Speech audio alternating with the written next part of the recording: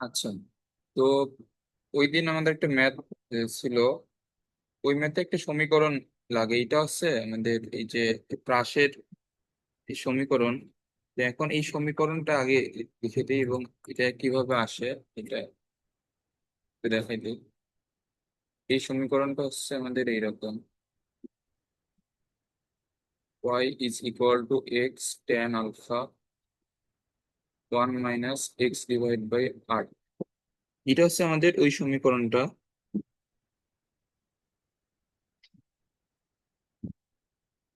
ওকে, তো এখন এটা আমাদের কিভাবে আসে এটা এখানে একটু খেয়াল করো। আমরা এর মতো এগুলো শিখে আসছি যে টি সময়ে আনুভূমিক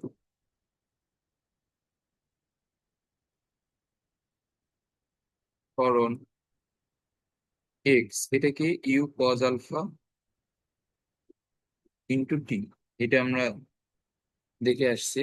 তাহলে টি সমান আমরা লিখতে পারি x divide by u cos alpha. আচ্ছা, এবং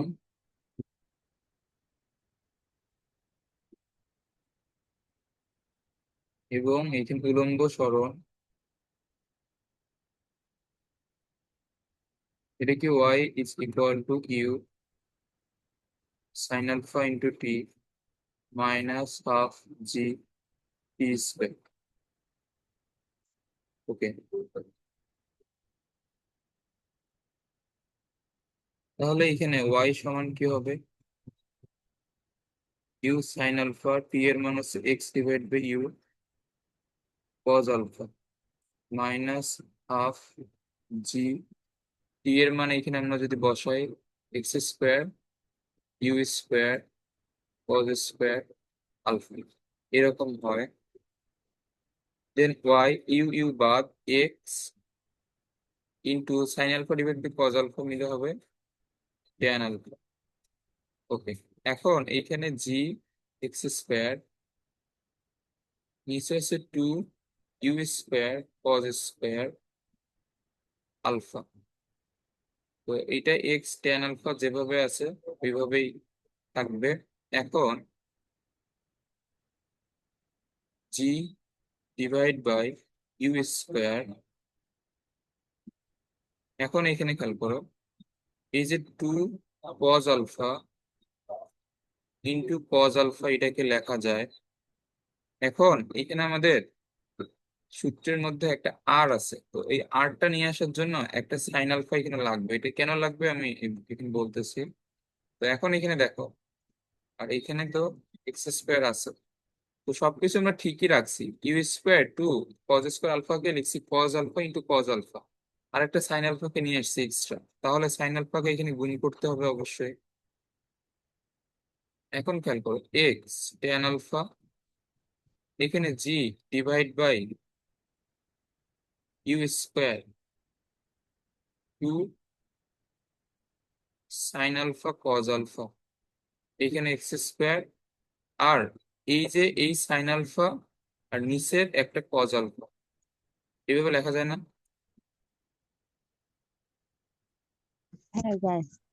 ওকে, তো এখন এখানে এক্স ট্যান আলফা, এখন আমাদের আর এর সূত্র কি? আর এর সূত্র হচ্ছে u square divide by g, আর উপরে হচ্ছে সাইন টু আলফা, তো এটাকে two sine alpha cos alpha লেখা যায়। এখন এইখানে খেয়াল করো এই যে এতটুকু, এই পার্টটুকু আমাদের এখানে কি আছে দেখো, g divide by u square two sine alpha cos alpha, এটা কিন্তু আর এর উল্টা।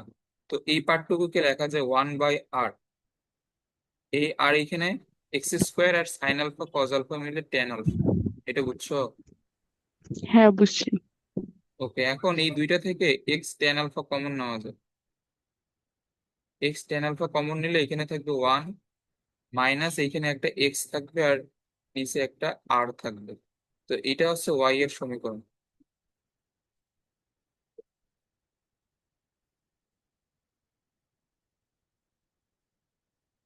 ওকে, তো এই সমীকরণটাই মূলত এটা এটা এখন আমাদের কাজে লাগবে আর কি।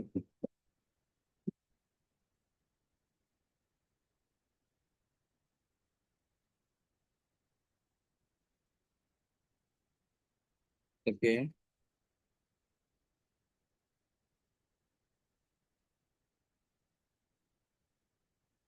আচ্ছা, এটা এটা একটা আহ, এটা একটা প্যারাবোলিক সমীকরণ, এটা একটু মনে রাখতে হবে।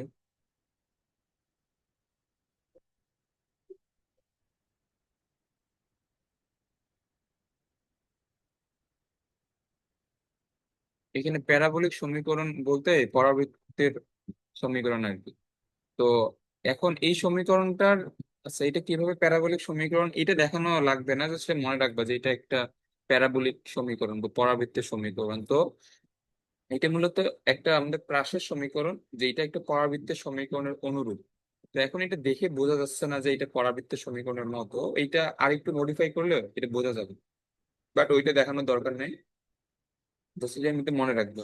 তো এই যে প্রাসের যে আমাদের গতিপথটা, এটা যে একটা পরাবৃত্ত, এটা প্রমাণ করার জন্য এই যে এই সমীকরণটা নিয়ে আসা হয় আর কি। ওকে, তো এখন আমাদের ওই ম্যাথটা সহ আজকে আরো হয়তো এক দুইটা ম্যাথ আসবে যেখানে এই সমীকরণটা লাগবে।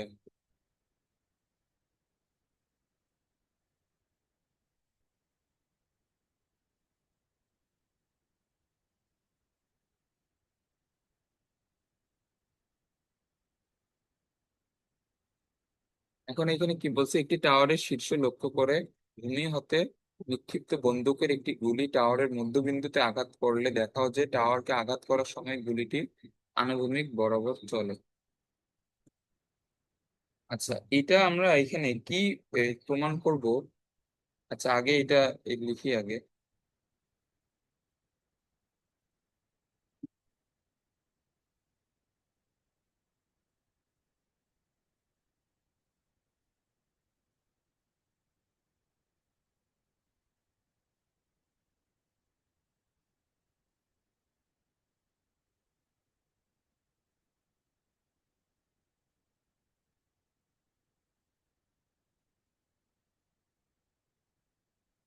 এটা হচ্ছে আলফা,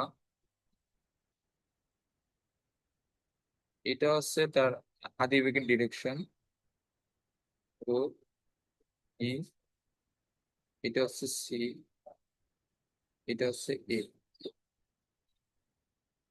এখন এখানে এই যে ভূমির সাথে আলফা কোণে ইউ আদিবেগে একটা গুলিকে নিক্ষেপ করা হয়েছে, এই গুলিটা টাওয়ারের মধ্যবিন্দুতে এসে আঘাত করবে। ওকে, তাহলে এখানে এবি অর্থাৎ টাওয়ারের যে উচ্চতা এটা হচ্ছে স্মল এইচ, আর ও থেকে বি এটা হচ্ছে এ,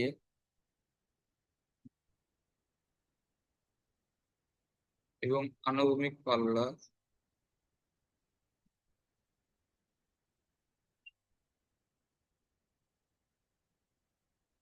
এটা হচ্ছে আর। এখন এইখানে খেয়াল করুন, আমাদের সমীকরণটা ছিল y is equal to x tan alpha one minus x divide by r. এখানে ওয়াই দ্বারা এখানে কি বোঝায়? ওয়াই দ্বারা বোঝায় উলম্ব সরণ বা উলম্ব দূরত্ব, এক্স দ্বারা বোঝায় আনুভূমিক দূরত্ব। তাহলে এই এই সিনারিওর ক্ষেত্রে আমরা যদি সমীকরণটা লিখি, তাহলে এখন দেখো এই যে সি পয়েন্টটা কিন্তু এবি এর মধ্যবিন্দু, তাহলে এ- এই ডিস্টেন্সটুকু এখানে কত? আমরা যেহেতু টাওয়ারের টোটাল উচ্চতা এখানে ধরে নিছি এইচ, তাহলে এটুকু হবে এইচ বাই টু, এটা হবে না? তাহলে আমাদের সমীকরণটা এখানে কিরকম হবে? এখানে উলম্ব দূরত্ব হচ্ছে h by two is equal to x. যখন উলম্ব দূরত্ব এইচ বাই টু, তখন আমাদের আনুভূমিক দূরত্ব হচ্ছে ও বি। ও ও বি কে আমরা এখানে কত ধরে নিছি? এ। তারপর টেন আলফা ওয়ান মাইনাস এখানে আনুভূমিক দূরত্ব এ, আর আনুভূমিক পাল্লা এখানে আর এর জায়গায় আমরা তো আর ই ধরে নিই, তাহলে সমীকরণটা হবে এরকম, বুঝছো? হ্যাঁ বুঝছি। ওকে, তাহলে এখানে এইচ বাই টু এখানে এ, এখন এখানে ত্রিভুজে খেয়াল করো, ট্যান আলফা সমান কি আসবে, লম্ব ডিভাইড বাই ভূমি। তো এখানে লম্ব হচ্ছে এ বি, তো এ বি পুরোটাই হচ্ছে এইচ ডিভাইড বাই ভূমি হচ্ছে এ, 1 - এ ডিভাইড বাই আর।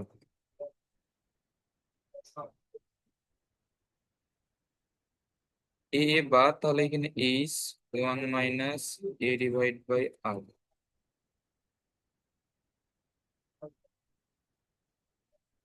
তাহলে আবার এখানে এইচ এইচও বাদ যায়, তাহলে এখানে থাকবে half 1 - a divide by r. A divide by r এটা হবে 1 - হাফ মানে প্লাস হাফ। এ হচ্ছে r/2। আচ্ছা, এ হচ্ছে যে r/2, এটা দ্বারা আমাদের কি বোঝায়, আমি যদি এখানে পুরোপুরি একটা চিত্র আঁকি চাই, কালকে যে বোঝাইছিলাম এটা আমাদের কখন প্রমাণিত হবে যে এটি যে পয়েন্টে আঘাত করছে ওই পয়েন্টে গুলিটা আণবিক বরাবর চলে। আমাদের এখানে কি প্রমাণ করতে হবে মূলত, আমাদের এখানে প্রমাণ করতে হবে যে যে যে টাওয়ারের যে বিন্দুতে হিট করবে ওই পয়েন্টটা হচ্ছে আমাদের ব্রাশের জন্য সর্বোচ্চ উচ্চতা। এটা বুঝছো, কারণ একমাত্র সর্বোচ্চ উচ্চতায় কিন্তু বেগটা আণবিক বরাবর হয়। হ্যাঁ, বুঝছি।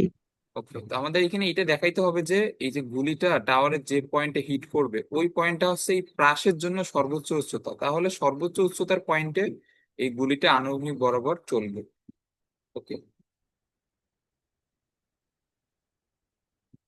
তো আমরা এখন তাহলে এখানে কি প্রমাণ করলাম যে এ হচ্ছে আর এর অর্ধেক। এটা দ্বারা আমরা এখানে কি প্রমাণ করলাম, এটা দ্বারা আমরা যেটা প্রমাণ করছি এখানে খেয়াল করো, আমাদের প্রাসটা যদি হয়,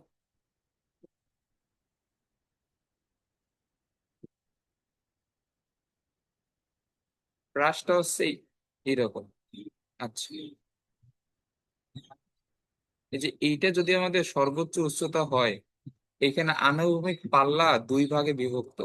একটা আমি যদি ধরি এ থেকে বি, আর একটা বি থেকে সি। এই যে তুমি সর্বোচ্চ উচ্চতা থেকে যদি একটা লম্ব আঁকো, এইটা কিন্তু আনুভূমিক দূরত্বকে, সরি, যে আনুভূমিক পাল্লাটাকে সমান দুই ভাগে বিভক্ত করবে। অর্থাৎ এই যে a b is equal to b c হবে যদি ডি পয়েন্টটা সর্বোচ্চ উচ্চতা হয়। এটা বুঝছো? হ্যাঁ, বুঝছি। ওকে, তো এখন এখানে এই যে প্রাসের গতিপথটা মানে আমাদের দুই ভাগে বিভক্ত হবে কোন পয়েন্ট থেকে, একটা সর্বোচ্চ উচ্চতা থেকে। তো তোমার এ থেকে ডি তে উঠতে যে পরিমাণ সময় লাগবে, আবার ডি থেকে সি তে নামতে তো একই পরিমাণ সময় লাগবে, মানে উত্থানকাল পতনকাল সেম। তো আবার হচ্ছে যে এই যে আমাদের ক্রাশের মানে সকল কিছু হচ্ছে যে আমাদের সর্বোচ্চ উচ্চতা থেকে দুই ভাগে বিভক্ত হয়ে যাবে আর কি। তো আনুভূমিক পাল্লাটা সর্বোচ্চ উচ্চতা থেকে তুমি যদি লম্ব আঁকো, তাহলে ওইটা দুই ভাগে বিভক্ত করে দিবে, সমান দুই ভাগে। তাহলে এখন এই যে আমরা যে এখানে প্রমাণ করলাম এই ডিস্টেন্সটা হচ্ছে যে আমাদের টোটাল, অর্থাৎ এখানে আনুভূমিক যতটুকু দূরত্ব এ, এটা হচ্ছে টোটাল আনুভূমিক পাল্লার অর্ধেক। এটা আমাদের কখন হয়েছে, এটা হয়েছে যেহেতু সি পয়েন্টটা হচ্ছে সর্বোচ্চ উচ্চতা। দেখো সি পয়েন্টে আমরা যেটা এখানে লম্ব আঁকছি, সি থেকে বি, এইটা আমাদের এই যে ও থেকে বি, এই আনুভূমিক এই দূরত্বটা হচ্ছে টোটাল আণবিক পাল্লার অর্ধেক। তাহলে এখানে কি প্রমাণিত হয়, সি পয়েন্টটা সর্বোচ্চ উচ্চতা। এটা বুঝছো? হ্যাঁ, বুঝছি। ওকে, তাহলে আমরা এখানে কি বলতে পারি, সি বিন্দুটি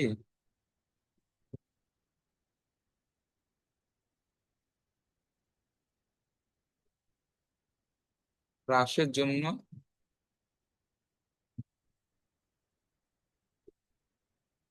সর্বোচ্চ উচ্চতা নির্দেশ করে।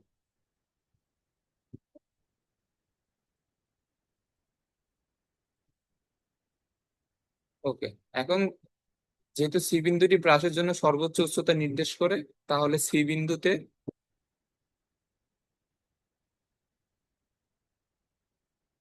এই গুলিটি আনুভূমিক ভাবে চলবে।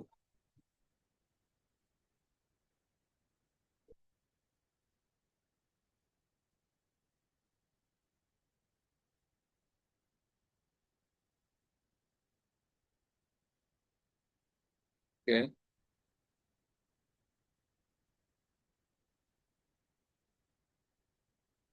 আচ্ছা, এটা আশা করি এখন ক্লিয়ার এটা।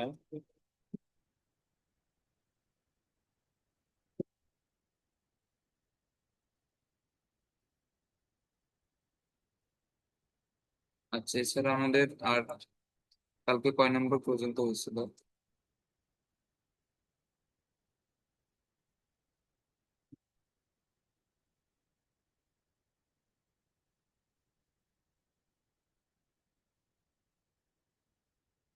ধরো, এটা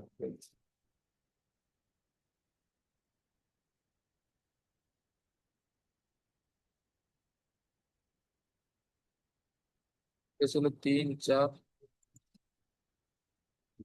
5, 6। আচ্ছা, 5 নম্বর পর্যন্ত হচ্ছে। এরপরে 6।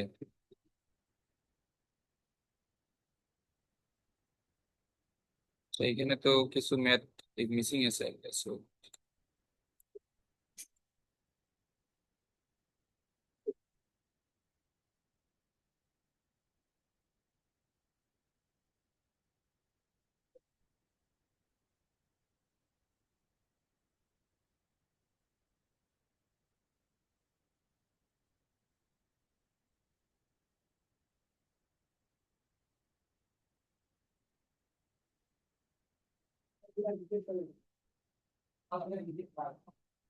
6, 6-এর পরে 11 চলে আসছে। নিচে দাঁড়াও।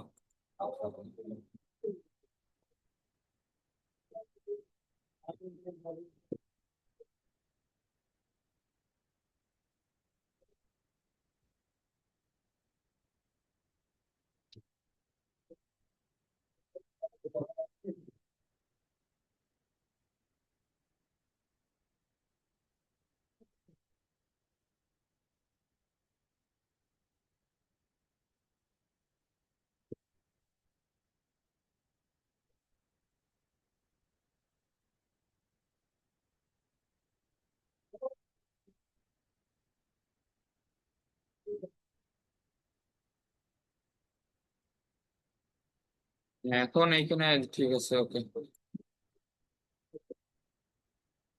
তাহলে আমাদের এর আগে এই ছিল 5 নম্বর। আচ্ছা, আজকে আমরা 6 নম্বর দিয়ে শুরু করি। এখন এখানে আমাদের কি বলছে, যে ভূমিতে পতিত একটি বোমা ফাটলে তার কণাগুলি ইউ গতিতে ছুটতে থাকে, ভূমির যে অংশ নিয়ে কণাগুলি ছড়িয়ে পড়বে তার ক্ষেত্রফল নির্ণয় করবে।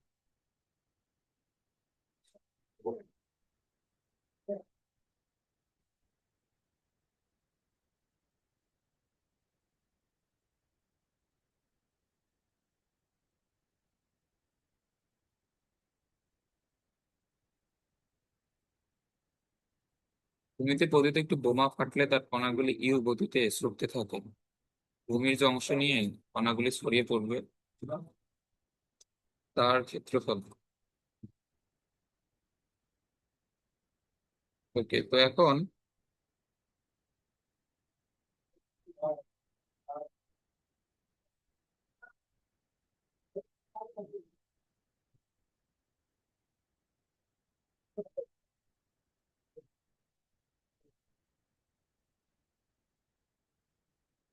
আচ্ছা, এখন এখানে এখন এই যে একটা আমরা বৃত্ত কল্পনা করলাম, এই জায়গা থেকে একটা একটা বোমা এখান থেকে ফাটলো। তো এর এর কণাগুলো তো এখানে চতুর্দিকে ছড়িয়ে পড়বে।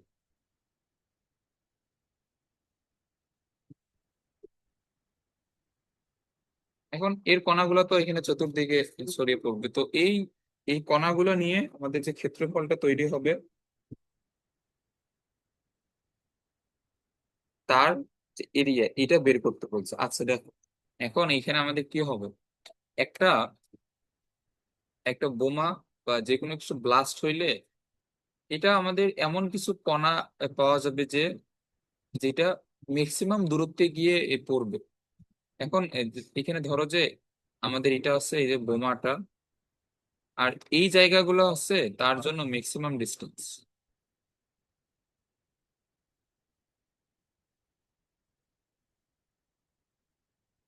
তার জন্য ম্যাক্সিমাম ডিস্টেন্স আর কি।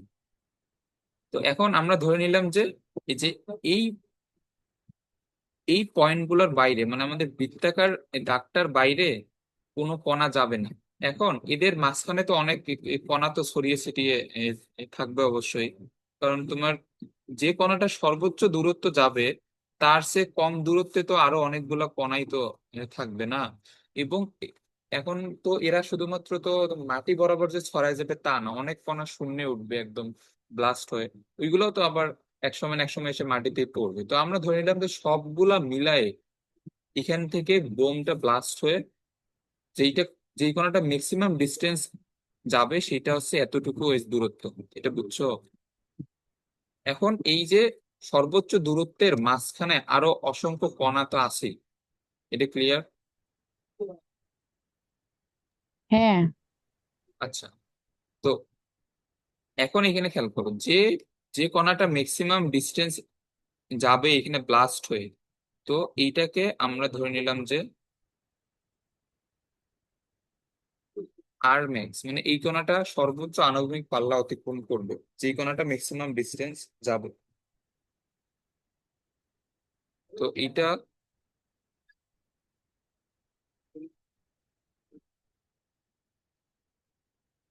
তাহলে কণাগুলোর বেগ ইউ হলে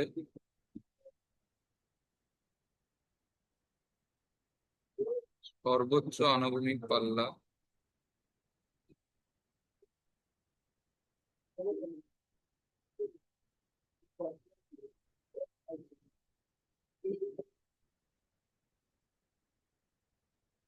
ইউ স্কোয়ার বাই জি, আমরা এটা এগুলো তো পড়ে আসছি।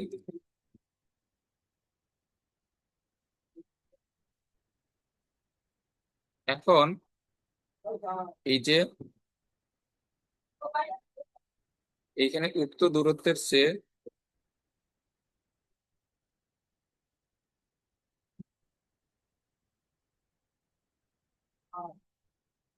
উক্ত দূরত্বের মাঝখানে আরো অসংখ্য কণা ছড়িয়ে ছিটিয়ে থাকবে।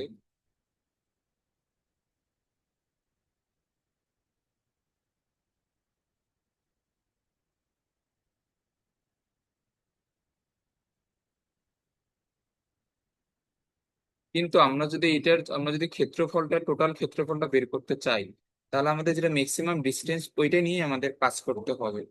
তো এখন এইটা সবগুলো কণা ছড়িয়ে ছিটিয়ে একটা যদি বৃত্তাকার পথ সৃষ্টি, মানে একটা যদি বৃত্তাকার অঞ্চল সৃষ্টি করে, তাহলে ওই বৃত্তাকার অঞ্চলের যে এই যে ব্যাসার্ধ, আমরা কোন এটা কোন দূরত্বটাকে ব্যাসার্ধ বিবেচনা করব? এই সর্বোচ্চ আনুভূমিক পাল্লাটাকে আমরা ব্যাসার্ধ বিবেচনা করব। তাহলে ওই অঞ্চলের এই ক্ষেত্রফল এটা কি হবে? আমরা জানি পাই আর স্কোয়ার। তাহলে পাই, এখানে আর কোনটা? আর হচ্ছে সর্বোচ্চ আণবিক পাল্লা, এর উপর স্কোয়ার। তাহলে এটা u to the power 4 pi divide by g square, এটা বুঝছো? হ্যাঁ, বুঝছি। ওকে।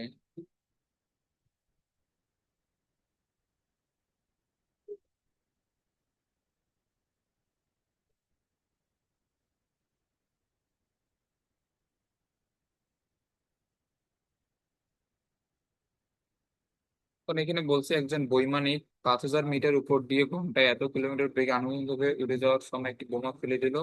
সে যে গুহায় আঘাত করতে চায় সেই গুহা থেকে তার আনুভূমিক দূরত্ব কত হওয়া প্রয়োজন?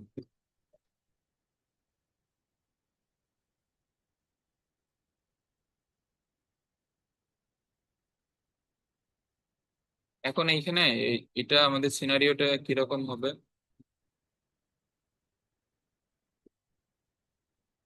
এইখানে একটা বিমান আছে, এই বিমানটা এইখানে আনুভূমিক ভাবে সে যাইতেছে এই কত বেগে, 250 কিলোমিটার পার আওয়ার বেগে। এখন সে যদি এই অবস্থা থেকে একটা বোমা ফেলে দেয়, এই বোমাটা এইখানে বিমান থেকে কিভাবে পড়বে বলতো? এটা পড়বে কিন্তু এইভাবে, এইভাবে পড়বে না? হ্যাঁ। ওকে।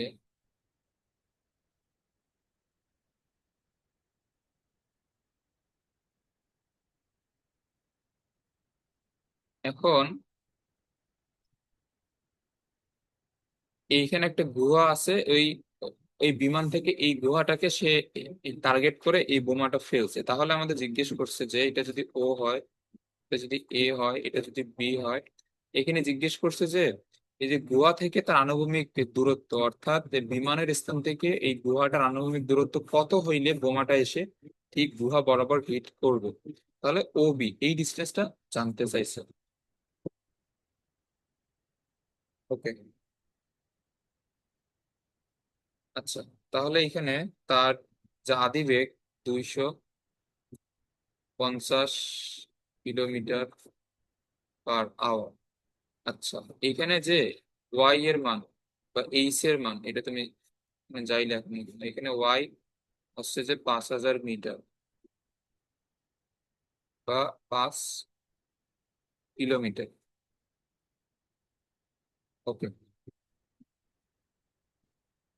এখন আমাদের এখানে সময় বের করতে হবে।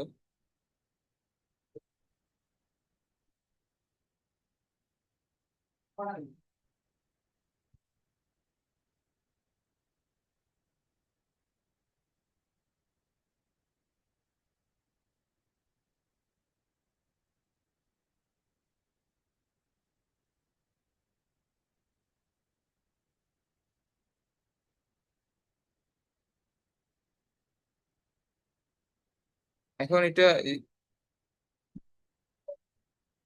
কি হবে? Y is equal two,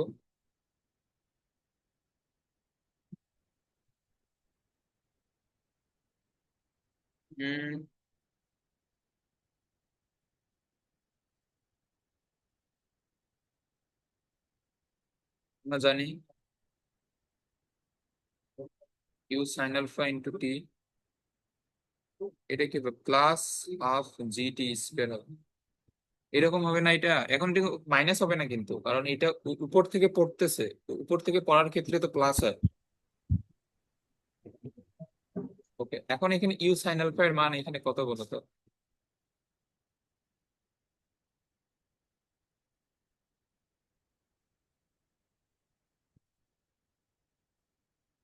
250। You sine alpha এর মান 250। ইরে। এটা হচ্ছে ইউ এর মান, এটা হচ্ছে আমাদের বেগ। এখন এই বেগটা আছে এইখানে, এই দেখো এই বেগটা কিন্তু, আচ্ছা ম্যাথটা কই, এখানে বলছে যে সে এত 250 কিলোমিটার বেগে আনুভূমিক ভাবে উড়ে যাওয়ার সময়। তাহলে এইখানে 250টা টোটাল কিন্তু আনুভূমিক বরাবর ক্রিয়াশীল। আর ইউ সাইন আলফা দ্বারা কি বোঝায়?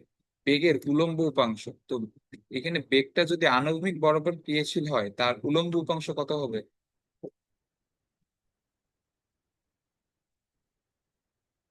হুম?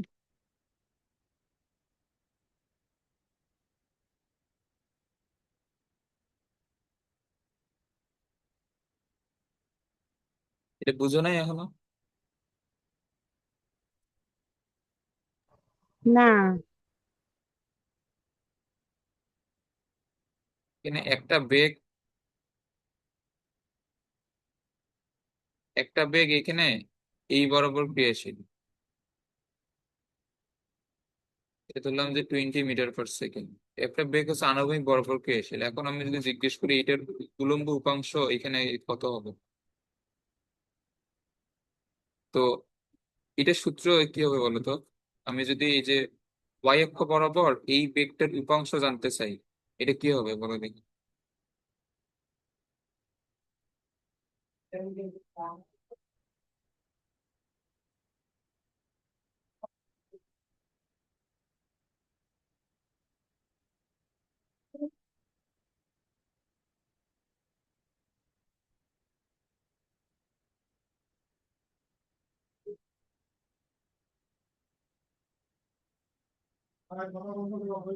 এটা হবে 20 sin আলফা। 20 sin alpha.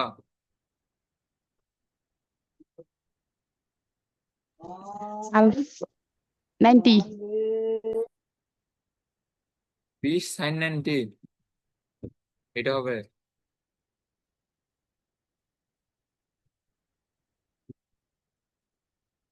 এখানে sin 90 মানে 1, তাহলে এটা হচ্ছে 20। আচ্ছা, এ- এটা কি কখনো সম্ভব যে এখানে তোমার মেইন ভেক্টর হচ্ছে 20, তার একটা উপাংশ কি 20 হবে? উম,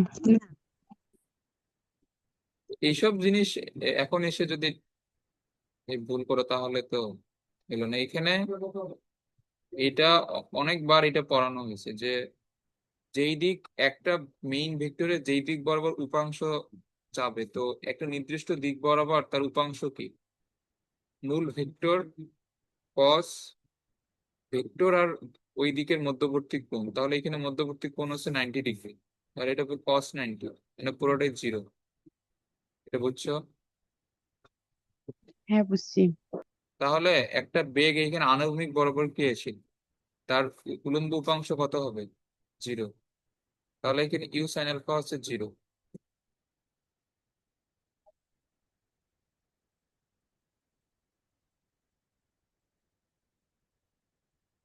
তাহলে এখানে y এর মান হচ্ছে 5 কিলোমিটার। আচ্ছা, হম, না, y এর মান আমরা মিটারই লিখি, কারণ এটা কিলোমিটারে লিখলে জি এর একক চেঞ্জ করতে হবে।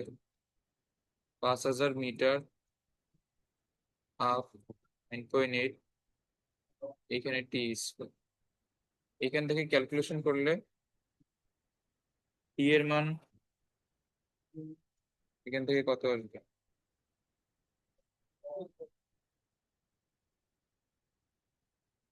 এটা আসবে 31.94 এত সেকেন্ড। তো এখন এটা হচ্ছে সময়। এখন যদি এটা সময় হয়, তো সেই ক্ষেত্রে আমাদের এখানে বের করতে হবে আনুভূমিক দূরত্ব। অতএব আনুভূমিক দূরত্ব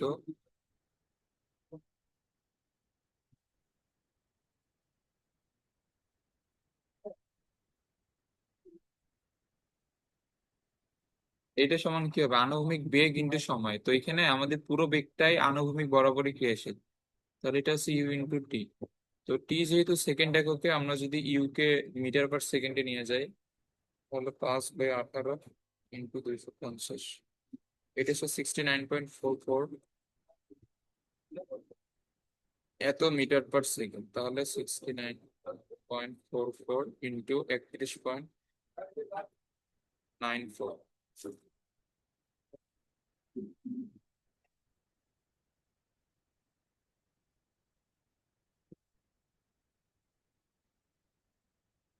তো অ্যান্সার আসে এইটা। তো এটা হচ্ছে অ্যান্সার। ওকে, এর পরেরটাতে আমাদের বলছে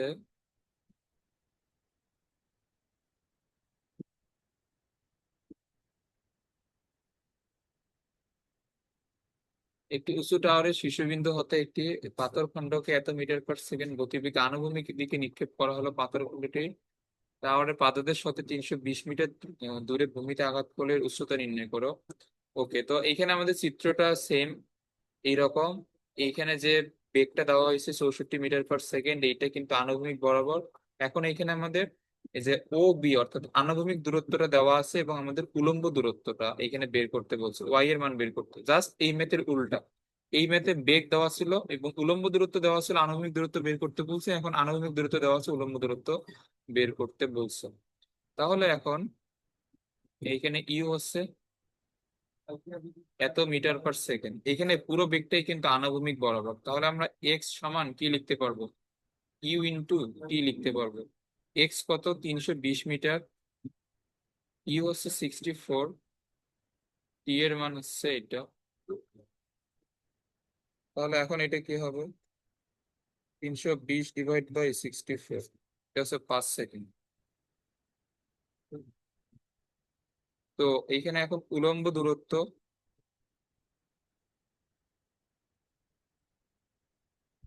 y সমান কি হবে? Half g t square. এখন এটা কেন লিখছি? কারণ ইউ সাইন আলফা অর্থাৎ বেগের উলম্ব উপাংশ 0, সেম কারণ। হাফ 9.85 স্কোয়ার, তাহলে এটা আছে 122.4। এই ম্যাথটা বুঝছো? হ্যাঁ, বুঝছি। এটা হচ্ছে এত মিটার। এখানে ইউ সাইন আলফা ইন্টু টি লিখে নাই, কারণ ইউ সাইন আলফার মান 0।